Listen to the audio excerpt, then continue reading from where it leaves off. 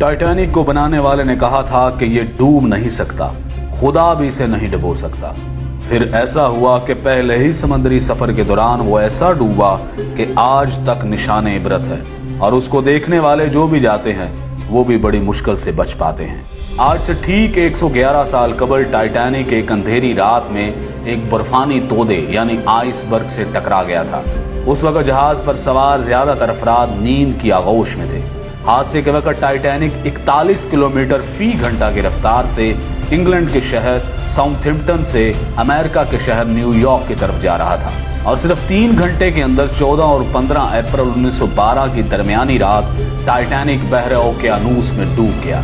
वो जहाज जिसके बारे में कहा जाता था कि वो कभी नहीं डूबेगा, न सिर्फ चंद घंटों में समंदर में गर्क हो गया बल्कि इस हादसे में 1500 के करीब अफराद भी हलाक हुए। 111 साल बाद भी उसे सबसे बड़ा समंदरी हादसा समझा जाता है। सितंबर 1985 में इस जहाज की बाकियात को बहरा ओकेयानूस में जाए हादसे से हटा दिया गया था। हादसे के बाद यह बहरी जहाज कनाडा से 650 किलोमीटर के फासले पर 3843 मीटर की गहराई में 2 हिस्सों में बट गया और दोनों हिस्से एक दूसरे से 800 मीटर के फासले पर पड़े थे। 111 साल गुजरने के बाद भी इस हादसे के बारे में मुअम्मे मौजूद हैं। माहिरीन की राय इसके बारे में क्या है, जानिए इस वीडियो में। इस बहरी जहाज के बारे में कहा जाता था कि यह डूब नहीं सकता, खुदा भी इसे नहीं डुबो सकता। इस यकीन की कुछ वजूहात भी थी।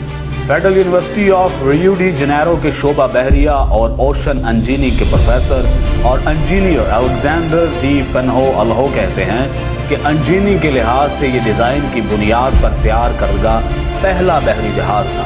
कई वाटर टाइट कंपार्टमेंट्स बनाए गए थे, यानी जहाज का एक कमरा पानी से भर भी जाए तो दूसरे कमरे को गर्क नहीं कर सकता था। वो बताते हैं कि इस जहाज की तैयारी के दौरान कुछ मुश्किलात पेश आई थी, जैसा कि जहाज की ऊंचाई इतनी रखी जाएगी ताकि बिजली की तारें और पानी के पाइप ठीक से काम कर सकें। इस पर बहुत सोच विचार की गई। प्रोफेसर अल्हो के मुताबिक इस पर गौर करने के बाद उस वक्त के इंजीनियर ने जहाज की ऊंचाई का तायुन किया। यहाँ तक कि सैलाब की सूरत में उन्होंने अंदाजा लगाया कि पानी छत की ऊंचाई तक नहीं पहुंचेगा। उन्होंने छत पर महफूज कंपार्टमेंट भी बनाए थे, लेकिन तब किसी ने बर्फ के तोदे से जबरदस्त टकराव का सोचा भी नहीं होगा। माहिरीन का कहना है कि तसादुम इतना जोरदार था कि जहाज की मेन बॉडी में जहाज की निसफ लंबाई तक सुराख हो गया। ऐसी हालत में पानी टेक तक पहुंच गया था। जहाज पानी से भरने लगा था। ऐसी सूरत हाल में रेस्क्यू मुमकिन नहीं होता।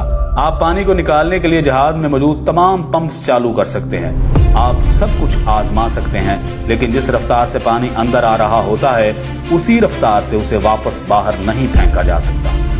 एक जबरदस्त तसादुम के बाद जहाज की साख में तब्दीली आई और दरवाजे बंद नहीं हो रहे थे, वो फंस गए थे। टाइटैनिक को इस दौर में भी खालस स्टील से बनाया गया था, लेकिन उस वक्त का स्टील ऐसा नहीं था, आज की फौलाद की तरह मजबूत नहीं था।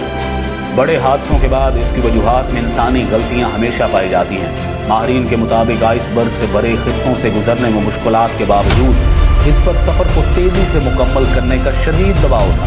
दरअसल ये दबाव ब्लू बैंड हासिल करने के लिए था।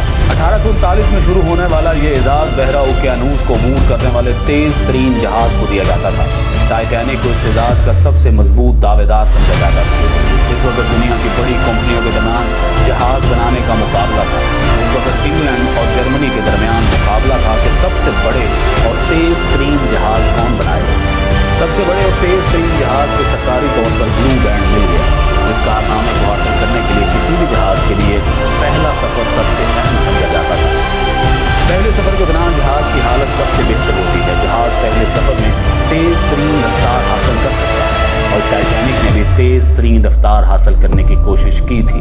बच जाने वाले लोगों में से बहुत से लोगों ने बताया था कि जहाज के कप्तान को इर्द गिर्द के इलाके में बर्फ के तोदों के बारे में इतला दी गई थी, लेकिन उसने जहाज की रफ्तार कम नहीं की क्योंकि वो तेज रफ्तारी से बहरे ओकेयानूस को अबूर करके ब्लू बैंड हासिल करना चाहता था।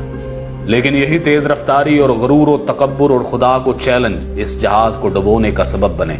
टाइटैनिक हादसे में 1500 के करीब अफराद हलाक हुए, जिसके बाद समंदरी जहाजों के हिफाजती निज़ाम को बेहतर बनाने की कोशिशें शुरू कर दी गईं।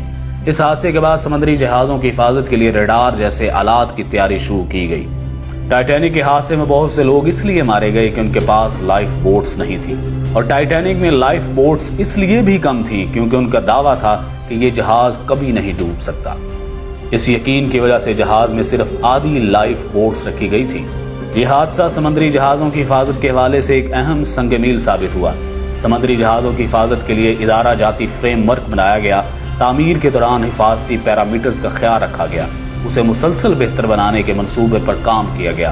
आज के दौर में रडार बर्फ के तोदों को बहुत पहले पता लगा लेते हैं।